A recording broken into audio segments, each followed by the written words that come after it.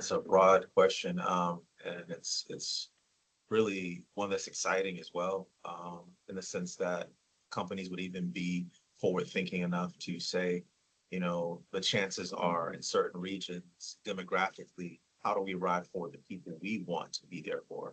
I think a lot of times companies are looking at, hey, who's going to be here for us?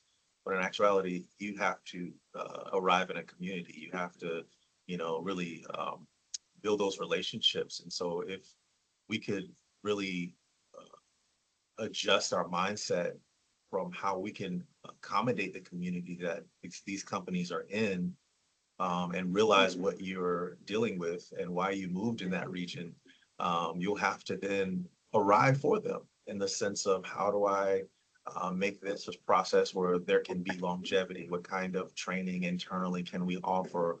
What kind of counseling can we offer? What type of benefits structure is going to help take away the barriers that would lead to someone saying, I need help.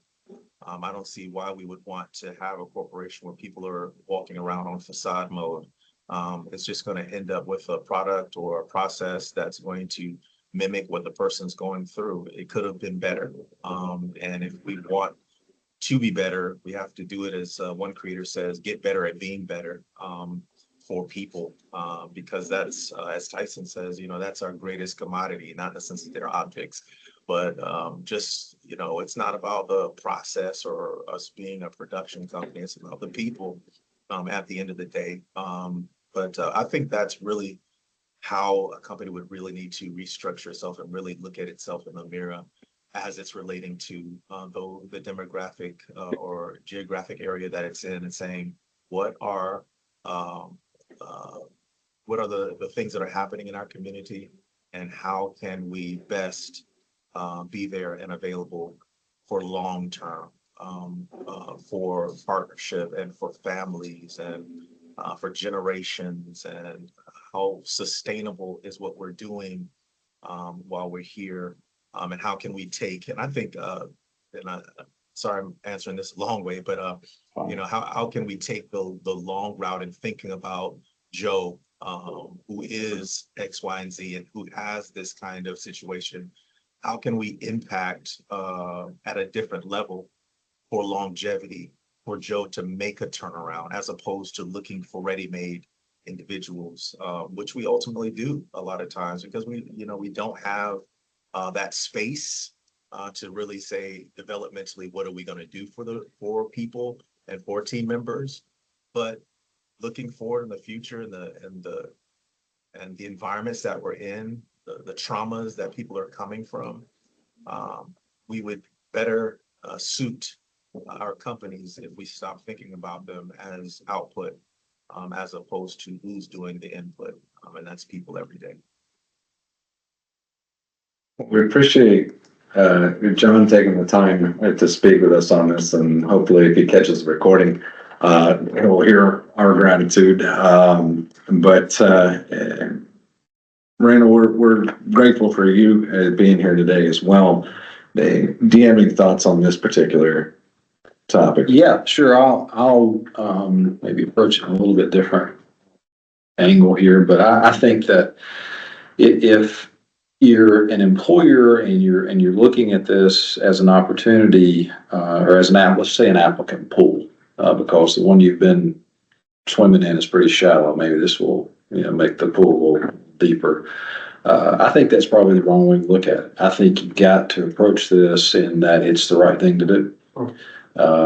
It's not, and John said this, I mean, it's not that you're not trying to put people in positions and in slots. You're trying to help individuals, and it takes a little extra effort.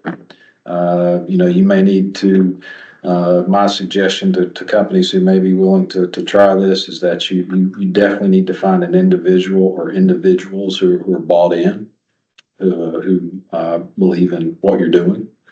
And I think it's a cultural thing in your company. You got to evaluate if this is something you're really willing to do, because in the end, you're helping people. That's all it is. nothing more, nothing less. You're just trying to help people. And, you know, we've all been in situations where we need a little, like I said at the beginning, a little grace, a hand up. And I think that's where you got to begin. Thank you. Our Wilkes Recovery Revolution folks. Alexis. Yeah, I could probably go on all day about this. I think,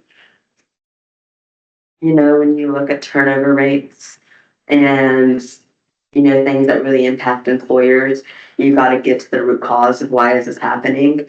And the problem is that we're not investing in our current workforce and our current employees and the people that are in our current areas. So when you take the time to invest in the people that you already have, invest in their recovering and their well-being, you're not turning over the same problem again and again and again. So, you know, how much turnover can you go through to where you've depleted all your resources? So let's figure out our root causes, figure out those root traumas, the root environmental factors that are causing our problem, and let's address that. And I think that is done by investing in the people that you have. And, you know, obviously, you can't do anything for someone who doesn't want to do something for themselves, but fostering that environment and that culture where they're comfortable to come forward and talk about whatever might be the root cause of what's going on in their lives. That's the first step. Just fostering that culture where they're comfortable even bringing that to the table. And I think that's where we need to start. Yeah. Yeah, love it. True. So I think, you know, we're humans, right? And and with that being said, you know, we've all got different paths. And I think with this initiative here, I think bringing things, we all live right here in this area together. Okay. And I think that, you know, when we ride down the road and we see individuals walking, okay, and we see that a lot, right?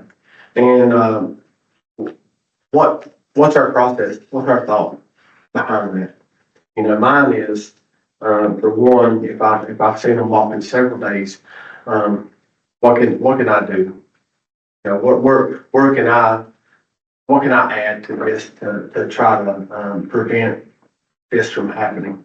And of course, it takes the individual to take those steps. We all know that. But I think from what I see looking forward, right, is if we all work together for the common good of the human being, then we can't go wrong, right? I think grace and mercy needs to be invested in every aspect of our life, whether it be in our workplace, inside our homes, especially inside recovery. So grace and mercy coupled with let's look at everybody as human beings.